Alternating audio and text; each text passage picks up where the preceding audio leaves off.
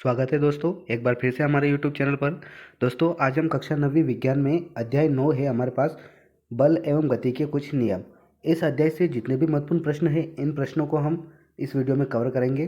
तो दोस्तों, अगर आपने अभी तक हमारे चैनल को सब्सक्राइब नहीं किया है तो आप चैनल को सब्सक्राइब कर लीजिएगा, ताकि ऐसे नए नए वीडियो आप तक हमेशा पहुँचते रहें। देखिए दोस्तों, हम यहाँ पर अति लघु उत्तरीय प्रश्न दे रखे हैं। अति लघु उत्तरीय प्रश्न में हमारे पास पहला प्रश्न है, किसी स्थिर वस्तु को कैसे चलाया जा सकता है। कोई भी अगर वस्तु एक जगह पर स्थिर है तो उसको हम कैसे चला सकते हैं। तो इसका उत्तर हो जाएगा दोस्तों, यहाँ पर देखिए, किसी पिंड और वस्तु पर दबाव और खिंचाव बल कहलाता है। कोई भी वस्तु है और पिंड है, उसके अगर अपन दबाव और खिंचाव लगाएंगे तो उसको हम बल कहते हैं। बल वह प्रभाव है जो स्थिर वस्तु को गति में लाने की या गतिमान वस्तु को रोकने की क्षमता रखता है ना। हम अगर बल लगा रहे हैं तो बल हम उसको कह सकते हैं कि कोई भी अगर स्थिर वस्तु है तो उसको अगर हम बल लगाकर उसको गति प्रदान कर सकते हैं, या अगर कोई गतिमान वस्तु है तो उसके ऊपर हम बल लगाकर उसको रोक सकते हैं। इसको हम न्यूटन के गति का प्रथम नियम की सहायता से समझ सकते हैं।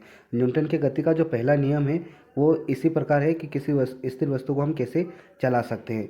तो दोस्तों देखिए, गति के जो न्यूटन के जो नियम है, उन नियम के ऊपर भी मैंने एक वीडियो बना रखा है, आप प्ले लिस्ट में जाकर वो वीडियो ज़रूर देखिएगा। उसके बाद देखिए, प्रश्न नंबर दूसरा में दिया हुआ है, किसी चलती हुई वस्तु को कैसे रोका जा सकता है। अगर कोई वस्तु चल रही है तो उसको हम कैसे रोक सकते हैं।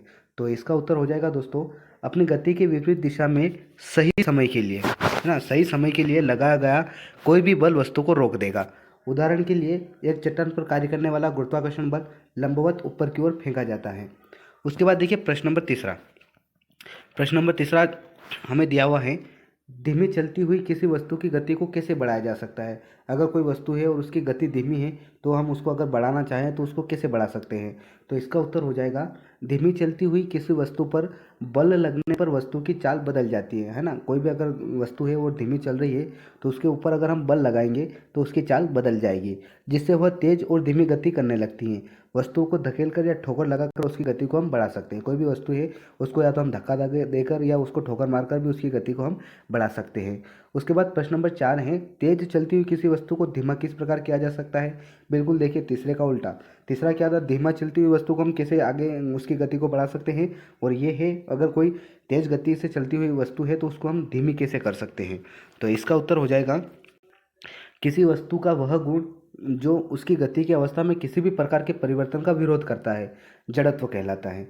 तेज चलती हुई वस्तु के वेग में अवरोध करने पर उसको धीमा किया जा सकता है। उसके ऊपर अगर हम बल लगाएंगे, बल आरोपित करेंगे, उसके वेग में कुछ अगर हम अवरोध पैदा कर देंगे तो उसकी जो गति है वो धीमी हो जाएगी। उसके बाद प्रश्न नंबर 5वां हमें दिया हुआ है, किसी चलती हुई वस्तु के चलने की दिशा को कैसे बदला जा सकता है। कोई भी वस्तु है अगर वो चल रही है तो उसकी दिशा को हम कैसे बदल सकते हैं। तो इसका उत्तर होगा, अगर किसी वस्तु पर असंतुलित बल लगाया जाता है तो उसके वेग में परिवर्तन या उसकी दिशा में परिवर्तन होता है। इस प्रकार किसी वस्तु को त्वरित करने के लिए एक असंतुलित बल की आवश्यकता होती है ना। किसी भी वस्तु की अगर हम दिशा बदलेंगे तो उसके लिए हमें एक असंतुलित बल की आवश्यकता होती है, और उसकी गति या गति की दिशा में तब तक परिवर्तन होता रहेगा जब तक वह संतुलित बल उस पर कार्य करता रहे। जब तक उसके ऊपर वो संतुलित बल लगा हुआ रहेगा, वहाँ तक उसकी गति या उसकी जो गति की दिशा है उसमें परिवर्तन होता रहेगा। उसके बाद देखिए, अगला प्रश्न हमें दिया हुआ है, प्रश्न नंबर 6वां, क्या कोई वस्तु अपने आप चलना प्रारंभ कर सकती है या अपने आप रुक सकती है, अथवा अपने आप अपनी दिशा को बदल सकती है। हमें बताना है कि या कोई भी वस्तु ऐसी है जो अपने आप चल सकती है या अपने आप रुक सकती है या अपने आप अपनी दिशा को बदल सकती है। तो इसका उत्तर हो जाएगा, बल के द्वारा वस्तु को विराम अवस्था से गति में ला सकते हैं। गतिशील वस्तु की चाल में परिवर्तन कर सकता है, गतिशील वस्तु की दिशा में भी परिवर्तन कर सकता है। बल एक ऐसी चीज़ है जो किसी भी वस्तु को विराम अवस्था में भी ला सकता है, उस गति को गतिशील वस्तु की चाल में परिवर्तन कर सकता है और उसकी दिशा को भी बदल सकता है। अब देखिए, प्रश्न नंबर 7वां हमें दिया हुआ है यहाँ पर, किसी वस्तु की आकृति या आकार को कैसे बदला जा सकता है। कोई भी वस्तु है, उसकी आकृति या आकार को हमें बदलना है तो हम उसको कैसे बदल सकते हैं। तो इसका उत्तर हो जाएगा, जब किसी नरम वस्तु पर बल लगाया जाता है तो वस्तु का आकार और बदल सकता है। तो वसंत स्पंज और फुलाए हुए गुब्बारे के लिए बल के आवेदन से आकार और बदल जाते हैं। कोई भी अगर नरम वस्तु है उसके ऊपर अगर हम बल लगाएंगे तो उस वस्तु का आकार बदल जाएगा। प्लास्टिक की बोतल को निचोड़ने से बोतल का आकार बदल जाता है। आपने प्लास्टिक की बोतल देखी होगी, है ना। तो उस प्लास्टिक की बोतल जब खाली होती है तो अगर हम उसको मरोड़ देते हैं, निचोड़ देते हैं, तो उस बोतल का जो आकार है वो भी बदल जाता है।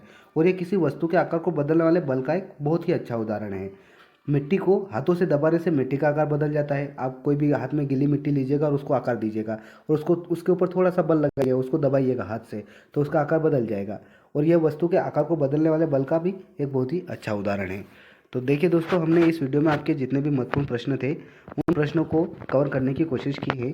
तो अगर आपको हमारा ये वीडियो पसंद आया है तो आप वीडियो को ज़रूर लाइक कीजिएगा, और अगर आप चैनल पर नए हैं तो चैनल को सब्सक्राइब ज़रूर कर दीजिएगा।